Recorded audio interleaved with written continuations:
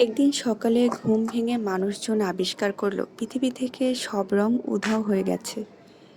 না, শুধু আকাশ বা গাছের রং নয়, মানুষের জামা কাপড়, দেয়ালের পেইন্টিং, ফলের তাজা হলুদ কিংবা ঠোঁটের লাল, সবকিছু শুধু ধূসর, সাদা কালো আর ছায়ার মতো।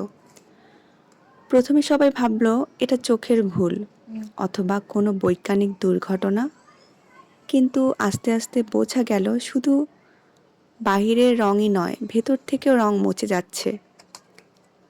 লোকজন হেসে উঠতে পারছে না আর আগের মতো। মনের মধ্যে বিষণ্ণতা, ক্লান্তি, কিছু যেন হারিয়ে যাচ্ছে, অস্পষ্ট অথচ অগভীর। ও শিশুদের আচ্ছা আচ্ছা আঁকা আচ্ছা, হ্যাঁ দেন ছবিগুলোতে এবার দেন। কেবল রেখা, কোনো প্রাণ নেই। আপনি প্রেমিকদের আপনার মতো চিঠিতে করতে আবেগ থাকেন, আছে, আমি কিন্তু দেখতেছি। উষ্ণতা নেই। শহরে তাহলে আমি এক একটু রিয়েল কোণে ফিল ছিল করি। একজন বৃদ্ধ চিত্রশিল্পী, নাম ছিল রঞ্জন, যার ঘর ভূত জুড়ে আমায় ছিল গেলেন। শুধু পুরনো ক্যানভাস আর রঙের খালি টিউব। সে ছিল রঙের মানুষ। এখন যেন দম বন্ধ হয়ে আসে তার।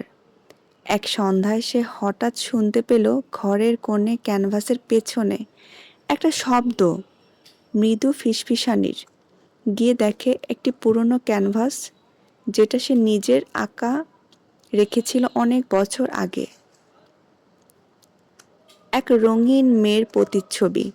ক্যানভাসের মধ্যে মেয়েটি ঠোঁট নড়ছে। তুমি ভুলে গেছো আমাকে, বলল মেয়েটি, তাই রং হারিয়ে গেছে।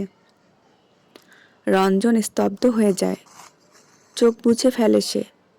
তার মনে পড়ে সেই সময় যখন সে ভালোবাসত প্রকৃতি, মানুষ, জীবন, সবকিছু।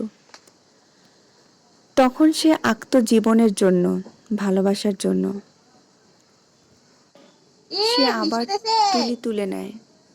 এবার সে রং মেশায় না টিউব থেকে, সে মেশায় তার স্মৃতি থেকে, তার প্রথম ভালোবাসার রং, তার মায়ের শাড়ির রং, শেষ দেখা সূর্যস্তর লাল। তুলির এক একটা ছোঁয়ায় আবার জেগে ওঠে পৃথিবী। লোকজন দেখে একটা বাড়ির জানালায় ফের রং, একটি গাছের পাতায় হালকা সবুজের ছায়া, একটি শিশুর চোখে আবার রঙের ঝিলিক। এবং ধীরে ধীরে মানুষ বুঝতে শেখে রং বাইরের জিনিস নয়, তাকে বাঁচিয়ে রাখতে হয় ভেতর থেকে। আসলেই তাই। তো গল্প করতে করতে আমার হোম ডেকোরের কাজটা প্রায় শেষ। আর এখন আমি এটাকে আঠা দিয়ে আটকে দেব চারপাশটাতে।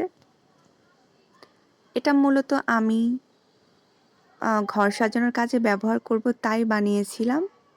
তো ভাবলাম আপনাদের সাথে শেয়ার করি আমার এই ক্রাফটের ভিডিওটা। যদি ভালো লাগে তাহলে অবশ্যই আমার পেজটার পাশেই, আমার চ্যানেলের পাশেই থাকবেন। আর অবশ্যই চ্যানেলটা সাবস্ক্রাইব করে দিবেন আরও সুন্দর সুন্দর ক্রাফটের ভিডিও দেখার জন্য। এখন আমি এই গ্লুটা দিয়ে সম্পূর্ণটা লাগিয়ে কিছুটা সময় অপেক্ষা করব, এটা শুকিয়ে সেট হয়ে যাওয়া পর্যন্ত। তারপরে আমি বাকি ডেকোরের কাজটা করব। আর সামান্য কিছু জিনিস দিয়ে কিন্তু ঘরেই সুন্দর সুন্দর ক্রাফটের জিনিসগুলো বানিয়ে নেওয়া যায়। কার্ডবোর্ড, পাটের দড়ি, গ্লু আর সামান্য কিছু ফুল।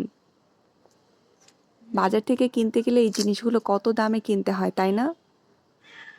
আর কত কমের ভিতরেই হোম ডেকোর সুন্দর সুন্দর জিনিস বাসাতেই বানিয়ে নেওয়া যায়। বিল্লু রানী। আর ক্রাফট করতে আমার বরাবরই অনেক ভালো লাগে। আর নিজের হাতে যে কোনো জিনিস বানিয়ে ঘর সাজালে সেটা দেখতেও অনেক ভালো লাগে। সামান্য কিছু জিনিস দিয়ে যদি ঘরটাকে সুন্দর করে সাজিয়ে নেওয়া যায়, তবে কি আর লাখ লাখ টাকার প্রয়োজন আছে বলেন? তবে যাই হোক, যার যার রুচি তার তার মতো। আমার কাছে সব কিছু সিম্পলি ভাল লাগে। আমার গল্পটা কেমন লাগলো সবাই কমেন্ট করে জানাবেন। আর সব সময় আমার চ্যানেলের পাশে থাকবেন। আরও একবার আমার চ্যানেলটা সাবস্ক্রাইব করে দিবেন সবাই।